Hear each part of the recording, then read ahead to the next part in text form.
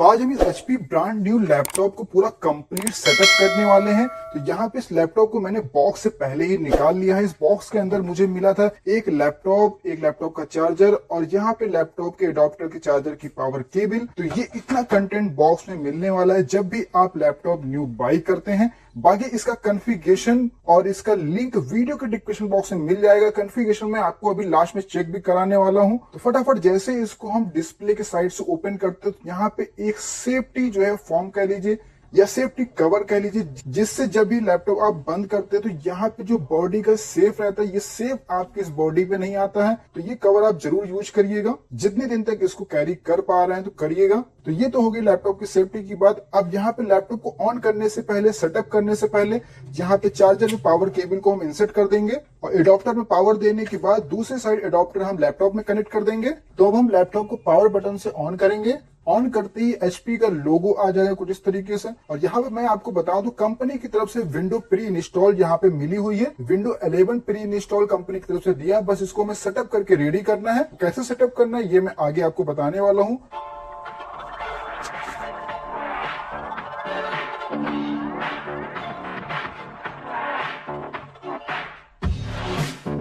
तो यहाँ पे कंट्री सिलेक्ट का ऑप्शन आ चुका है, तो इंडिया पे सेलेक्ट करके यस कर दीजिएगा। फिर इसके बाद कीबोर्ड का लेआउट हमें इंग्लिश इंडिया सिलेक्ट करके यस कर देना है।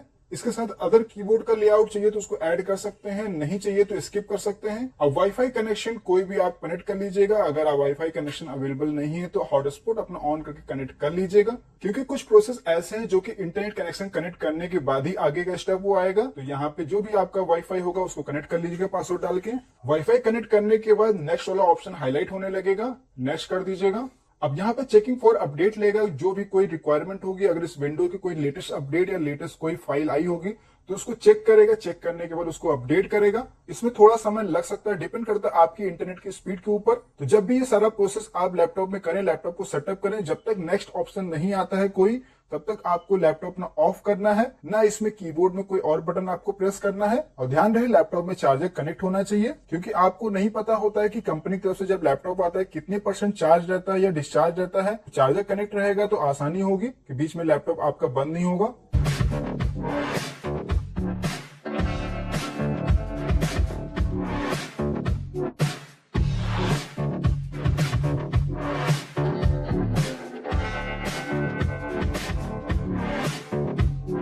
अब यहाँ पे लाइसेंस एग्रीमेंट का ऑप्शन आ जाएगा, तो इसको एक्सेप्ट कर लेना है आपको। यहाँ पे पीसी नेम अपना देना चाहे दे सकते हैं, नहीं तो स्किप फॉर नाउ पे क्लिक कर सकते हैं। पीसी नेम में अपना नाम भी लिख सकते हैं। अब यहाँ पे आपको माइक्रोसॉफ्ट का अकाउंट साइन इन करना पड़ेगा। तो अगर माइक्रोसॉफ्ट पे अकाउंट आपका बना हुआ है तो ठीक है, अगर नहीं बना हुआ तो जीमेल आईडी जो आपकी ईमेल आईडी बनी होगी उसी से जाके, उसी जीमेल आईडी से जाके आप माइक्रोसॉफ्ट पे अकाउंट क्रिएट कर सकते हैं। फिर वही ईमेल आईडी यहाँ पे डाल के आप आगे लॉगिन कर सकते हैं। अब यहाँ पे आईडी डालने के बाद आपको नेक्स्ट कर देना है। नेक्स्ट करने के बाद जो भी उस आईडी का पासवर्ड होगा, पासवर्ड आप डाल के लॉगिन कर लीजिएगा। पासवर्ड डालने के बाद साइन इन पे क्लिक कर दीजिएगा।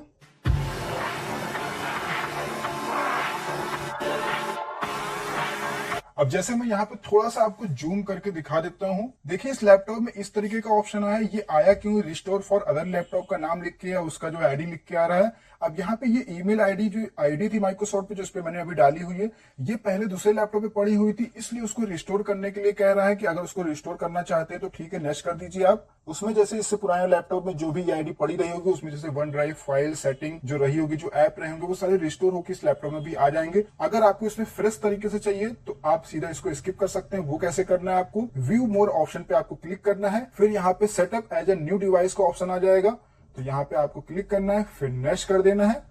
अब यहाँ पे पिन आपको क्रिएट करना है। कोई भी आप पिन क्रिएट कर सकते हैं, जिससे जब आप लॉगिन करें तो पिन डालने के बाद ही आपका लैपटॉप ओपन हो। अगर आप चाहें तो यहाँ पे आप जो है लेटर वगैरह, सिंबल वगैरह टाइप करना चाहे, पासवर्ड डालना चाहे तो यहाँ पे क्लिक करके वो चीजें भी आप डाल सकते हैं। इसके बाद आपको ओके कर देना है। अब यहाँ पे फिर आपको नेक्स्ट करना है, फिर नेक्स्ट, एक्सेप्ट। अब यहाँ पे रजिस्टर्ड एंड प्रोटेक्ट का यहाँ पे डिटेल आपका आ चुका है, तो नाम वगैरह चेक कर लीजिएगा, ईमेल आईडी देख लीजिएगा और कंट्री सिलेक्ट कर लीजिएगा। इसके बाद आप नेक्स्ट कर दीजिएगा यहाँ से। फिर अगर इन सब की इन्फॉर्मेशन आपको चाहिए तो आप यहाँ पे टिक कर सकते हैं, अदरवाइज इसको डायरेक्टली ऐसे नेक्स्ट कर सकते हैं। अब इसको आप स्किप कर दीजिएगा। अब यहाँ पे दे रहा है use your phone for your PC, तो अगर आप अपना फोन जो है पीसी से कनेक्ट करना चाहते हैं तो यहाँ पर आप कनेक्ट कर सकते हैं क्यूआर कोड स्कैन करके। फिलहाल इसको स्किप करते हैं हम। अब जैसा कि इस लैपटॉप के साथ यहाँ पे ऑफिस जो है पहले से दिया हुआ है, तो इसको यहाँ पे गोट इट कर देते हैं। अब ये सारा प्रोसेस लेता है ऑनलाइन, इसीलिए जो है इंटरनेट कनेक्शन हमारा स्टार्टिंग में कनेक्ट करने के लिए मांगता है। बिना ऑनलाइन इंटरनेट कनेक्शन कनेक्ट किए सारा प्रोसेस हो ही नहीं सकता। अब यहाँ पे आपके लैपटॉप में सारी सेटिंग वगैरह सब कंप्लीट हो चुकी है, तो कुछ टाइम आप वेट कीजिएगा, लैपटॉप की विंडोज ओपन हो जाएगी और यहाँ पे लिखा भी हुआ don't turn off your PC.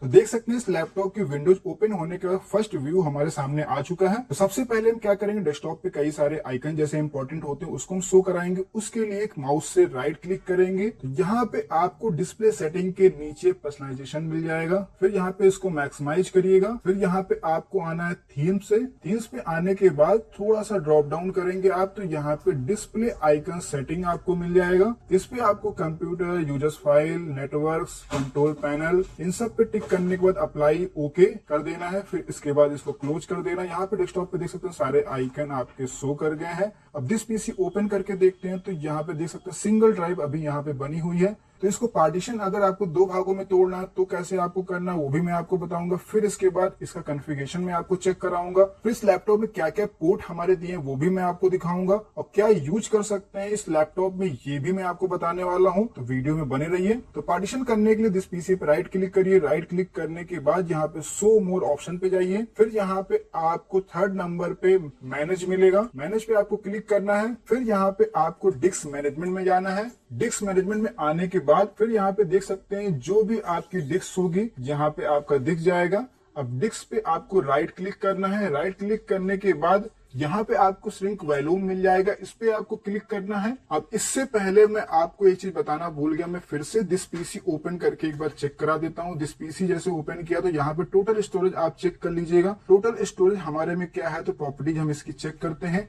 तो टोटल स्टोरेज हमें यहाँ पे जो है मिला हुआ है जो 467 जीबी का मिला है, मतलब 500 जीबी का स्टोरेज, इसमें 467 जीबी मिला हुआ है। जिसमें से हमारा फ्री स्पेस कितना है, फ्री स्पेस जो है हमारा 431 जीबी है। तो इसमें से कितना जो है हमें जो है यूज करना है अदर ड्राइव में, तो यहाँ पे हम 200 जीबी इसमें से निकाल लेंगे, तो 231 जीबी इस ड्राइव में हमारा बचेगा। या आप 300 जीबी भी निकाल सकते हैं, मतलब इस ड्राइव में आप कम से कम 150 जीबी तो छोड़ दीजिए, क्योंकि जो भी प्रोग्राम वगैरह आप इन फ्यूचर इंस्टॉल करेंगे बाद में, तो इसी ड्राइव में बाय डिफॉल्ट वो सारी फाइलें जाती हैं। तो 100-150 जीबी का स्पेस उसमें पड़ा रहना चाहिए। तो ये तो कंफर्म हो गया। तो उसी हिसाब से जितना फ्री स्पेस होगा, जितना इसमें छोड़ना होगा, उसको माइनस करने के बाद आप बाकी अदर ड्राइव बना सकते हैं। जैसे यहाँ पे फ्री स्पेस अभी हमारे में है 431 जीबी, तो यहाँ पे 130 जीबी हम और छोड़ देंगे, तो 300 जीबी का अलग पार्टीशन हम बना सकते हैं। तो ये जो ऑप्शन हमारे सामने खुल के आया, तो यहाँ पे सिंपल हमें टाइप करना है 300 1 2 3।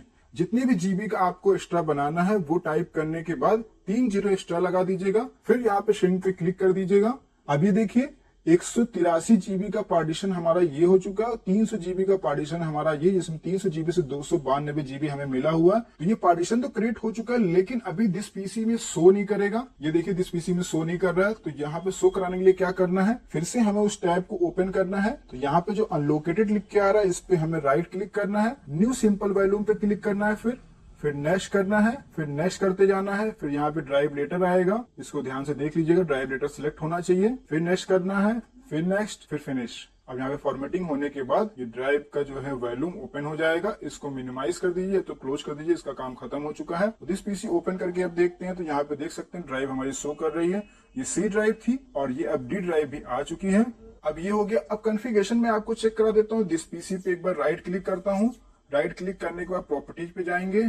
यहाँ पे देख सकते हैं ये 12 जनरेशन का हमारा लैपटॉप है, जो कि i3 जो है 12 जनरेशन 1.2 गीगाहर्ट्ज का प्रोसेसर है और 8 जीबी की रैम इंस्टॉल है इसमें। और विंडो 11 होम सिंगल लैंग्वेज के साथ कंपनी की तरफ से प्री इंस्टॉल विंडोज, मतलब ओरिजिनल विंडोज के साथ ये लैपटॉप है, जिसमें ऑफिस भी हमारा इंक्लूड है। और ये लैपटॉप हमारा SSD बेस पे है, तो स्पीड काफी अच्छी होने वाली है। स्पीड बाकी आप देख भी गए होंगे। तो फटाफट लैपटॉप में हम बात कर लेते हैं यहाँ पे क्या क्या पोर्ट हमें मिलने वाला है। तो सबसे पहले चार्जर को हम डिस्कनेक्ट कर देंगे। तो जैसा कि यहाँ पे देख सकते हैं बहुत ही कॉम्पैक्ट साइज है, मतलब 14 इंच का ये हमारा लैपटॉप है और विदाउट न्यूमेरिक की बटन के साथ है, क्योंकि 14 इंच का लैपटॉप लेते हैं तो जाहिर सी बात है न्यूमेरिक बटन जो होते हैं वो आपको नहीं मिलने वाला है। तो पोर्ट की बात कर लेते हैं। तो एक साइड हमें यहाँ पे मेमोरी कार्ड वाला पोर्ट मिल जाता है, SD कार्ड वाला पोर्ट। बाकी यहाँ पे पावर लाइट वगैरह का इंडिकेट और SD लाइट का जो इंडिकेट मिल जाएगा।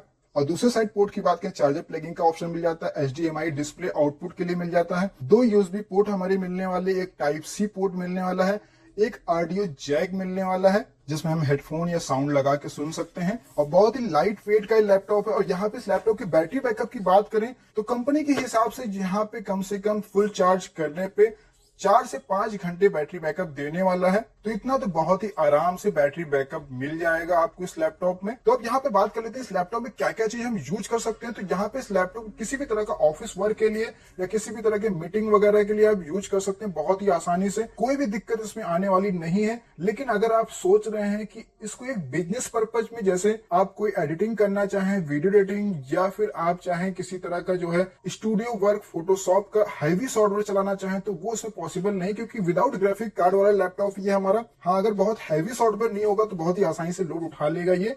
तो इस लैपटॉप से जुड़ी सारी जानकारी मैंने इस वीडियो में आपको बता दी, सेटअप करने से लेके क्या इसका कॉन्फ़िगरेशन है और क्या क्या पार्टीशन वगैरह कैसे कैसे क्या क्या करना है, सब कुछ मैं डिटेल में आपको बता दी। इसके साथ अगर आपको और कोई रिक्वायरमेंट है सॉफ्टवेयर वगैरह की, जैसे क्रोम वगैरह, एडोब रीडर वगैरह, तो ऑनलाइन जो है आप डाउनलोड करके इंस्टॉल कर सकते हैं। और इसके साथ इस लैपटॉप में एक लाइसेंस एंटीवायरस डाल लीजिएगा, क्योंकि इसके साथ जो लाइसेंस एंटीवायरस आपको मिलता है ट्रायल बेस पे मिलता है, या अगर किसी लैपटॉप में लाइसेंस एंटीवायरस 6 मंथ 1 ईयर का मिलता है, तो अगर बहुत ज्यादा अगर आपको काम नहीं तो वो चला सकते हैं। अगर बहुत ज्यादा ऑनलाइन काम है तो उसको हटा के एक अच्छा एंटीवायरस आप डाल सकते हैं, जिससे आपका पीसी प्रोटेक्ट रहे।